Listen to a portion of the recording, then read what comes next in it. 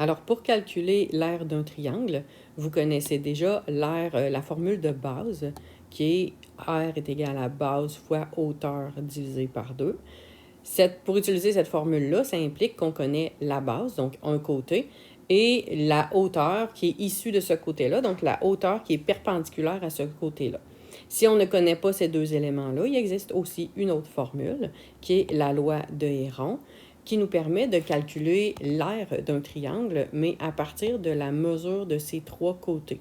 Alors, si je connais la mesure des trois côtés du triangle, je peux utiliser la loi de Héron pour calculer l'aire de ce triangle-là. La formule à utiliser est la suivante. Donc, l'aire est égale à la racine carrée de P fois P moins A fois P moins B fois P moins C, où P est le demi-périmètre. Donc, P, ici, dans la formule, donc le P, c'est la moitié du périmètre. Donc, ça implique que je vais devoir calculer le périmètre en premier, divisé par 2 pour obtenir le petit p, le A, le B et le C étant les mesures des trois côtés. Alors, dans cet exemple, je dois calculer l'aire du triangle ci-dessous, dont les mesures des côtés sont 17 cm, 11 cm, 24 cm. Donc, ici, le A, le B et le C dans la formule de Héron. Lequel est le A, lequel est le B, lequel est le C, ça n'importe peu. Donc, je vais identifier le A qui est 17, le B qui est 11 et le C qui est 24. Vous auriez pu identifier le A, le B et le C ailleurs. L'important, c'est que ce sont les trois côtés. Pour calculer l'aire de ce triangle-là en utilisant la loi de Héron, la première chose que je dois faire, c'est calculer mon P minuscule, qui est le demi-périmètre, donc la moitié du périmètre.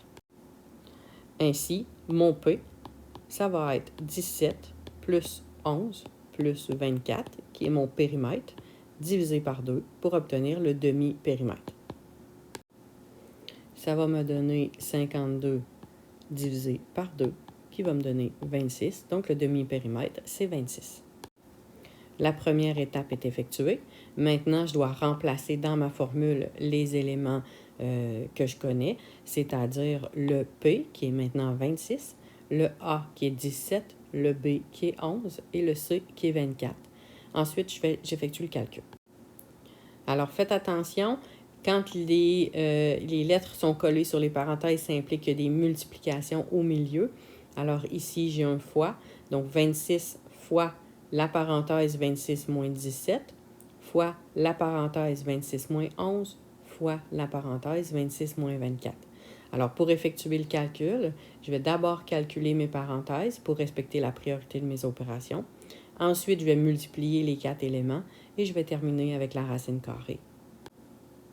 Alors, d'abord, la première parenthèse, 26 moins 17 qui donne 9. La deuxième parenthèse, 26 moins 11 qui donne 15. Et la dernière parenthèse, 26 moins 24 qui donne 2. Je multiplie le 26 fois 9 fois 15 fois 2 qui me donne 7020.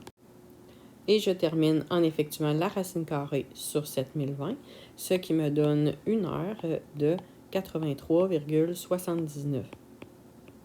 Faites attention aux unités de mesure. Donc ici, ce sont des centimètres, alors mon aire est en centimètres. Et comme c'est une aire, il faut absolument que ce soit des centimètres carrés. Alors on fait attention aux unités de mesure. Centimètres au départ, centimètres à la fin, c'est une aire, centimètres carrés. Donc c'est l'aire que je cherchais.